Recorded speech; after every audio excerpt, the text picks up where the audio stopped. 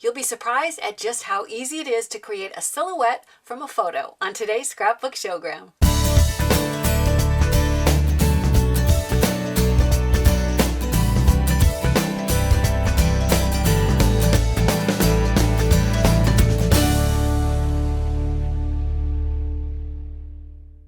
Hi, I'm Sandi Genovese and welcome to the Scrapbook Showgram. Well, today we're going to see how to take a photograph, just how easy it is to take and use that photograph as a pattern to create silhouettes like you can see here. Here is the silhouette that I created of Addison, and if you come past the middle over to this side, here is the one that I created of Quincy. And then I used a frame or a picture frame that had 3 openings, and in the middle I just have my journaling, or almost like a title page if you want to think of it that way, where I've rubber stamped sisters, and I've just used rubber stamps to label their names as well. Well, in order to begin, first let's look at how to create a silhouette. You're really going to be surprised just how easy it is to do this. First I had my niece, Allison, take a photo of each of the girls. And all she did, I think it looks to me like Quincy is sitting in front of her closet, and Addison's sitting on the john. I hate to tell you, I can tell that that's where she is, but that's how she got. And I said, just make sure it's a real side view. And if possible, let me show you. I said, even try to include like eyelashes that show from the side, because that really does make for a nice silhouette. Once she emailed these down to me, and I just printed them out on my printer, and it came just like this. Then I took tracing paper or vellum, whichever you happen to have handy. And here is, I laid it right over the top, and it may not be obvious in this light. You may not be able to see it really clearly, but when you hold it up to a window in your house, it's really simple to trace the silhouette. And you just, if there's really places in the hair, you can see that I had to just freehand because she didn't quite give me the bottom of her hair. And when I take Quincy over here, I'll set this down, and you can see when I lay this over the top to be able to trace the outline of her. Some of the things that happened were that her hair was, I needed to go a little bit off the bottom, and it was a little bit wispy, so I chunked a little of the curls up just to give you the idea.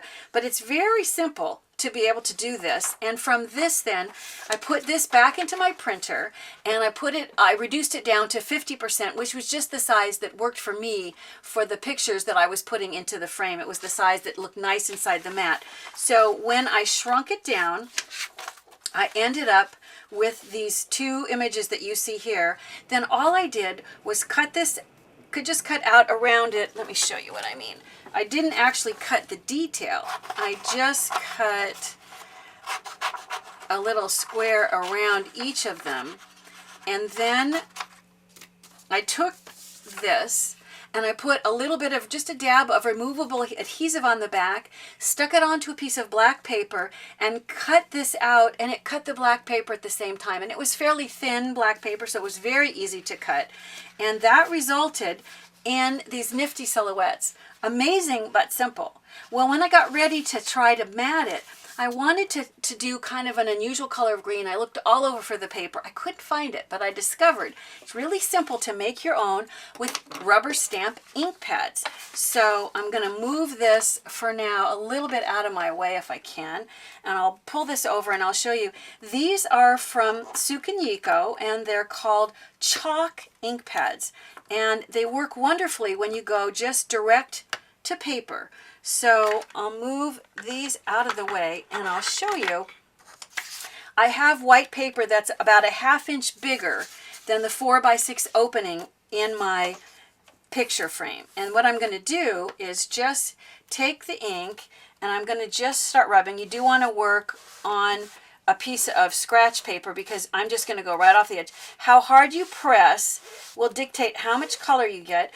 Before I get too far, I want to add in some other color. It's almost like, gosh, think of it a little bit almost like airbrushing, because you start to get a really nice mixture of colors. And every once in a while, I like to give a little bit of a dark swirl, because it just creates some interest. And I'm going to go back then with the lighter, more kind of a spring green color to fill in You can do this with any of the colors. These ink pads just work great.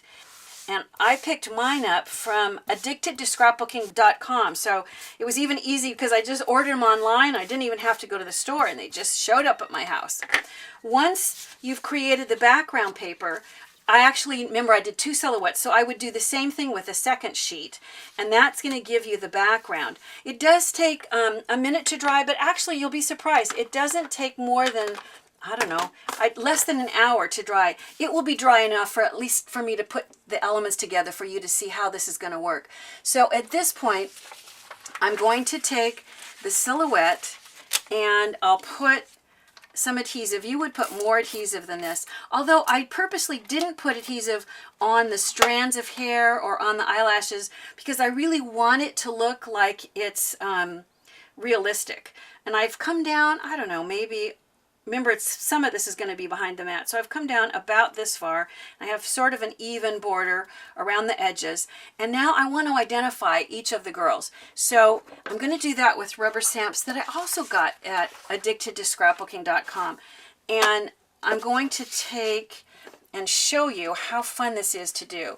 These are stamps from Wordsworth, and if you have any of they have stickers, and it's a wonderful calligraphy type font. This is called the Small Happy Alphabet, and I've used it to create their names. And I've already pulled, you can even see I've used some of the stamps already, but in order to position these, rubber stamps don't have to go on a wood mount. That takes up so much room. You can get Technique Tuesday makes these clear blocks, and it's what I'm going to fasten the rubber stamp to. But instead of stamping out each letter one at a time, I can do the whole word. So here I've got Addison started, and it looks backwards, but because it's clear, if I turn it over, you can see how I'm going to position it. And I'm going to take and open this up so that I can get to the A. I'll pull the A off. And I just do this way from the back so I can really see. I kind of want this fun little angle of this kind of twisting like so. It sticks that easily. It's like static electricity or static cling somehow or other. They stick, and you can see how easily they pull up and go back on. You just stick them on whenever you want to create a word. I had 2 D's in her name, so I used a D and then like the P in order to create the second D. So now I'm going to take and I'm going to ink it in this ink pad. This ink pad is also from Tsukiniko, and I'm going to, it's clear so you can really see when it's all inked up. And this is, I like this ink pad. It works great on when you're trying to create images that are very fine detail. The word Addison I'm going to tuck against one edge, and I'm going to just kiss it against the paper. And there you can see. Now if you want a deeper edge, it could be that I have something on my table here. Because it's clear, you can go back and position it directly over and make any corrections to that first image. So you can see how easy it is to fix that up. Simple. Okay, at this point, I would position this, I'll put a little bit of adhesive on the back. Remember, you'd use more adhesive than that. And what I'm going to do is position this so that I start on one edge and go sort of under her name. But I think it looks best if it doesn't quite go off the end. So if I can find a pair of scissors, I'm going to come in and leave, about this much, and trim it off. You probably could trim that ahead of time. Then for detail, I added a couple little things. I took, let me do this with tweezers so my fingers aren't in the way. I'm going to take this sticker heart and position this so that it goes right off the bottom. And then for a little more detail inside, I'm going to punch out a heart out of a red paper. And I'll take, if you haven't seen this before, it's really handy to use a Post-it note. It will hold that heart in place by sticking it on the sticky part of the note. And then putting my adhesive, I can pull it back up because it's not the permanent adhesive. And then I'm going to go ahead and place that inside the pink, so that I've created the section that would be Addison. I would do the same thing, only it's just the image is flipped for when I create the Quincy page. And when it comes to creating the middle, let me show you how I did that. I'll pull up my parts and pieces and see if I can show. The first thing that I did was I took vellum. The vellum has gone through an adhesive machine, so it's already got the adhesive on the backing. You don't want the adhesive to show, and since vellum is a see-through paper, it's helpful to run it through an adhesive machine, which gives you a really solid coating, and that way you don't see any of the adhesive. I'm going to peel off the backing, and I positioned it not quite in the middle. I went so that it's a little closer to the top than to the middle, and stick that down. And then I'm going to tear, this time I'm going to tear a more narrow strip that I want to layer it on top. I think vellum looks great when you layer the elements over top of each other, because it helps you to really see the qualities of the vellum. So once again, I'll pull the backing off and position this over the top, roughly in the middle. Now, I had some other vellum stickers that I used for detail, so I'm going to take this pink stripe, and one of my stripes I don't want to go quite to the top, because remember, some of this is going to be behind the mat of the frame. And then I'll take one of my heart stickers. I think I'm going to put the smaller one at the top, and I just have it roughly in the middle. And then to sort of for balance, I'm going to use the same pink strip, and I want to leave room for a couple of things that are going to happen on this element. I'm going to put a heart sticker underneath here, and once again I want to make sure that it doesn't disappear behind the mat, so I've left some room on all the edges. And then I'm going to take, I love these cute little flowers, and I'll position them. At this point, I'm not sure exactly. I'm not going to stick much of it down. I'm going to just let it set in place, so that when I go to add the second bloom, if it turns out that it's not really quite where I want it, I can still maneuver it around.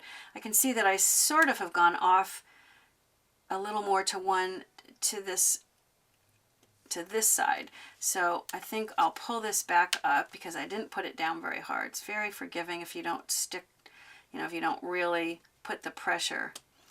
And then when you think, okay, that's what I want there, then you can go ahead and press it down.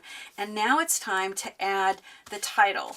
Now what I've done is I've taken and I've used, this time it's called a Mile High font, and it's also from Wordsworth. I've gone ahead and I've pulled off the letters and stuck it on, except I wanted to show you what happens when you're trying to spell out a word where you need to reuse a letter more than once. In this case, I need an S 3 times. So I've gone ahead and I've placed what is going to say sisters, but it just says Isters, because I'm going to go back and do the S at the beginning and the end later. Now, I actually didn't have room on the table. It was crowded as it was.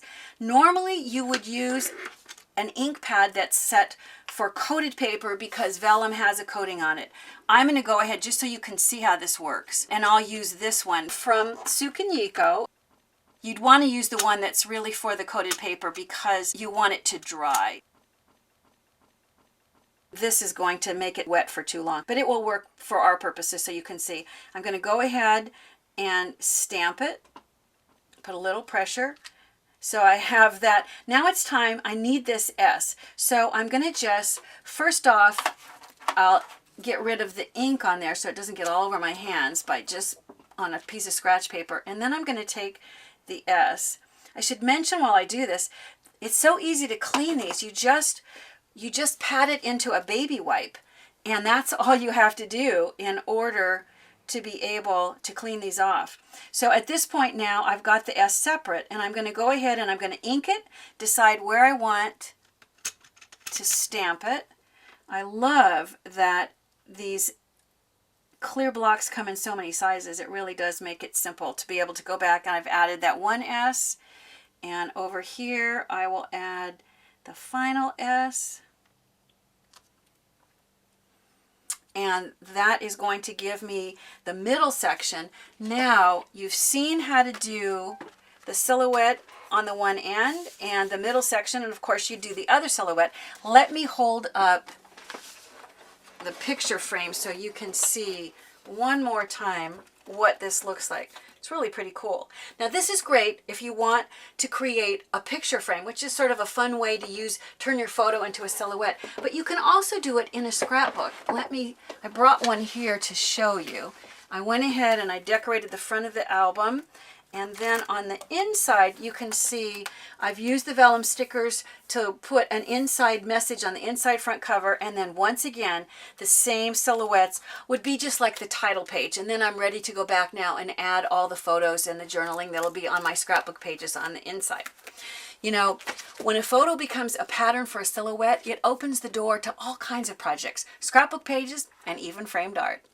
I'd love for you to keep in touch and send me your comments. If you haven't subscribed, it'd be great if you did. And be sure to share us with your scrapbooking friends. Bye for now.